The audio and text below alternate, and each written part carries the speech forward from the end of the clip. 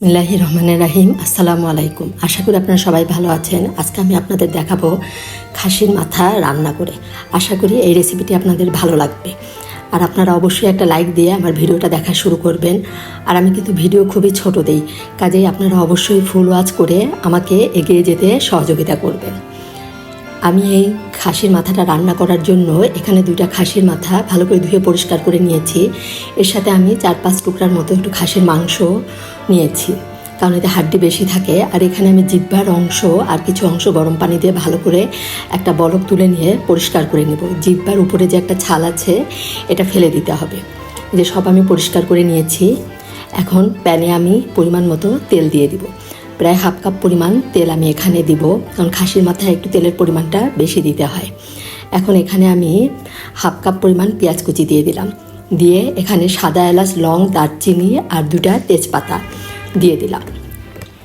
এখন একটু ভেজে নিব। পেঁয়াজের কাঁচা ভাবটা দূর হওয়া পর্যন্ত আমি এটা ভেজে নিলাম।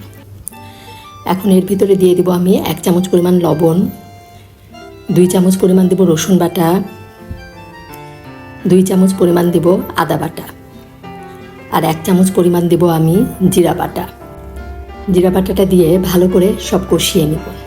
কাঁচা গন্ধটা দূর হওয়া পর্যন্ত এটা একটু কষিয়ে নিয়ে এর ভিতরে আমি গুঁড়া মশলা দিয়ে দিব। 2 চামচ লাল মরিচের গুঁড়া, 2 চামচ ধনিয়ার গুঁড়া আর 1/2 চামচ পরিমাণ দিলাম হলুদের গুঁড়া।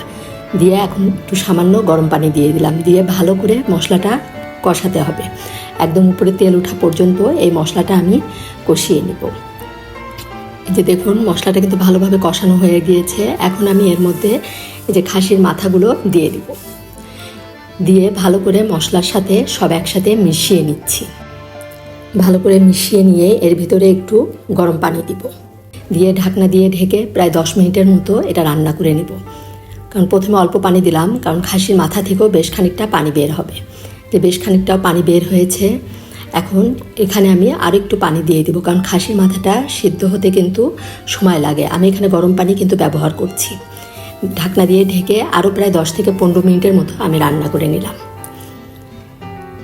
যে এখন আমি ভালো করে নেড়ে নিয়ে এর ভিতরে আমি দিয়ে দিব 3টা আস্ত রসুন আর 2টা পেঁয়াজ কুচি দিলাম। দিয়ে এখন খাসির মাথাটা বেশ ভালোভাবে কষাতে হবে। এভাবে কাঁচা পেঁয়াজ দিয়ে আমার আম্মাকে দেখতাম সবসময় মাংস কষাতো। এতে করে তরকারির ঝোলটাও ঘন হয় এবং খেতেও বেশ মজা হয়। আর রসুন তো আমাদের স্বাস্থ্যের জন্য খুবই ভালো। এই জন্য আমি এখানে 3টা রসুন দিয়ে করে কষিয়ে নিচ্ছি। একদম ভাজা ভাজা হওয়া পর্যন্ত আমি এটা কষিয়ে নিব।